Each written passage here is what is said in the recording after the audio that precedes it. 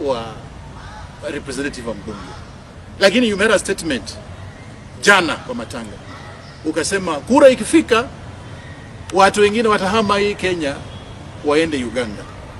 I want to tell Mheshimiwa Moses Masika Weta, don't use threats, don't use violence, we will not buy. Hatutakubali wewe kuanza kuthreaten watu hapa Bungoma. Mimi nataka kuambia kuwa we will make sure that zile kura zenye zinakuja a by election ya Chole Kabuchai, na sisi wote wana Kabuchai tutafanya hiyo kura kwa amani, kuhakikisha kuwa watu wanapiga kura vile wanatakana wapige kura. Nataka kuuliza watu wa Chole Kabuchai, hasa watu wa Kabuchai, that we have a litmus test before us. There is a by election ya Chole Kabuchai coming on 27th of November, na tunataka kuuliza watu wote wajitokeze, kwa sababu hatutaki mtu kwanza kututisha using threats, using violence, using intimidation, kwa sisi tuweze enda tukapigia mtu mwenye tunataka kura. We will be there to campaign, and we want to encourage every single person that we must go and exercise our democratic rights the way we should. Yep. Hii wakati nikiwa ofisini, I'm sure nilifanya makosa mengi, but at the same time pia nilifanya kazi. Na hii inatoka kwa roho yangu kuwa kama watu wa Bungoma wanataka maendeleo hii Bungoma,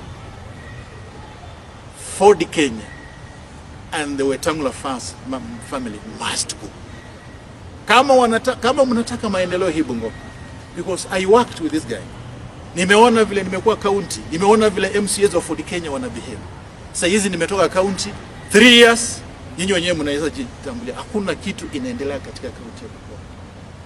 So nataka kuuliza watu wa Bungoma that come 2027,